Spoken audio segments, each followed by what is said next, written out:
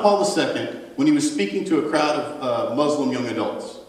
He said, "We believe in the same God, the one and only God, the living God, the God who created the worlds and brings creatures into their perfection."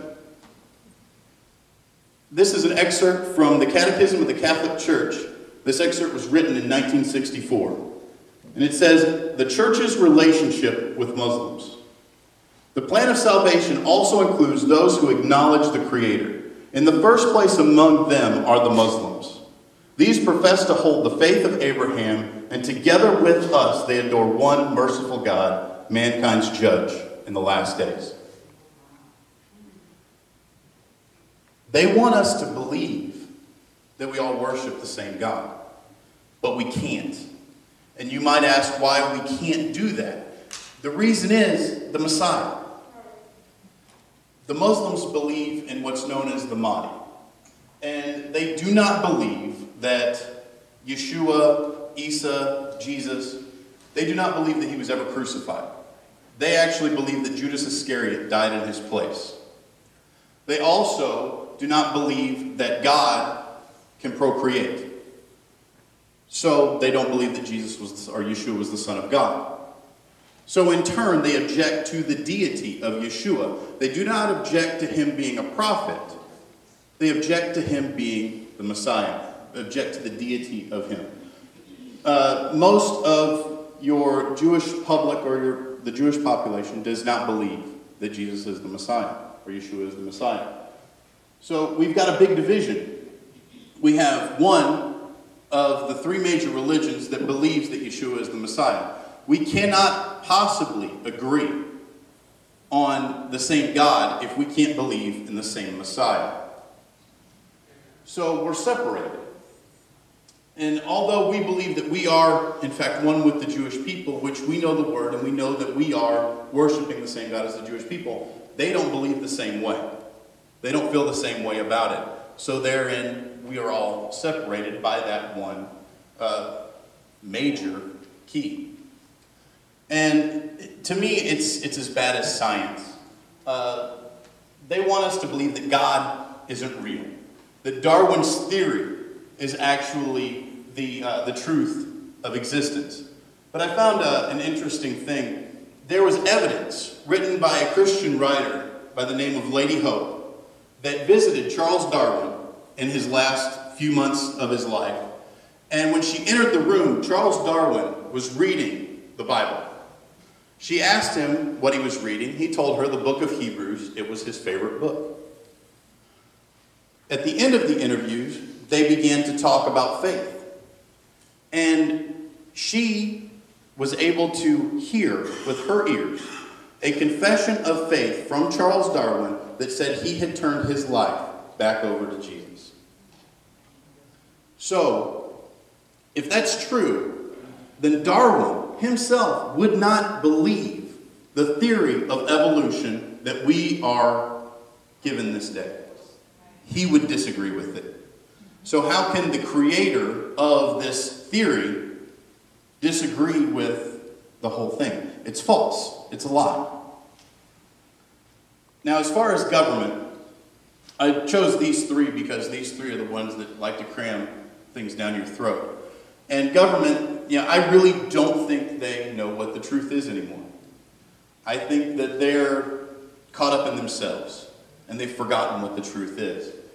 For instance, they want to trade land in Israel for peace.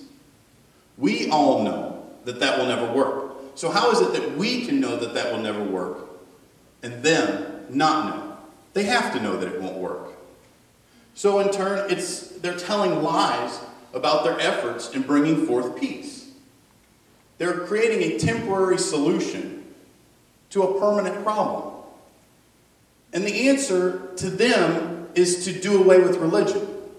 The problem is not with us. The problem, that's with religion. They can't agree. They can't get along. They're fighting all the time. They're blowing each other up. Get rid of religion.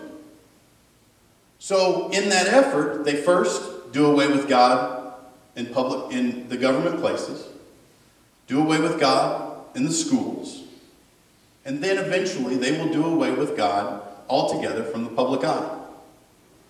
And that seems to be their answer. And I even recently read a newspaper article that was in a local newspaper that took different quotes from the Founding Fathers that said that the Founding Fathers disagreed with a Christian nation, that they objected to it. That in itself is a lie. I can go out and find 20 quotes from all of those men that say the other side of that. But this particular writer wrote it on the side of anti-Christianity or anti-Christian nation instead of the other side, which I could go out and get on Google and find the other side of that. But Yeshua says that he is the truth. And eyewitnesses confirmed and wrote that hit about his miracles, about his healings, and about him resurrecting the dead. According to research done by Lee Strobel, the odds of any one person fulfilling eight of the 300 messianic prophecies is 1 in 100 million billion. There have not been that many people born on the planet since it was created.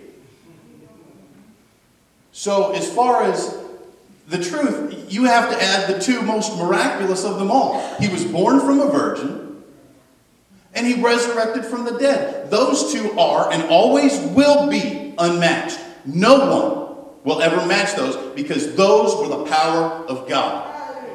And no other can recreate those. Now, Yeshua also says he is the way. Going back to Webster's definition, it says a thoroughfare for travel or transportation from place to place. An opening for a passage, such as a door. The Buddhists, they believe in this path of enlightenment. And they actually have been quite successful in passing this on outside of their own circles. They believe that by doing good works and doing good deeds, doing what I think is good, is going to earn my way to nirvana. Now, prior to this teaching, I thought Nirvana was a grunge band from the 90s. I have no idea where this Nirvana is, but I do know that it's a lie. So, Judaism has what they call halakha. And the interesting thing is, a lot of different religions, they want to use this path of enlightenment. Good works and good deeds get you to the holy place that you're seeking. But on a website, jewishlearning.com, and this is a quote from the website, it says, the root of the Hebrew term used to refer to Jewish law, halakha, means go or walk. Halakha, then, is the way. Yeshua said that he is the way, and I've got a Jewish website that says he is also.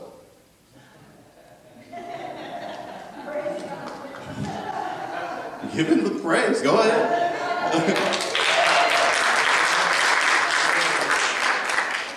Now, Yeshua said, he says he is the way.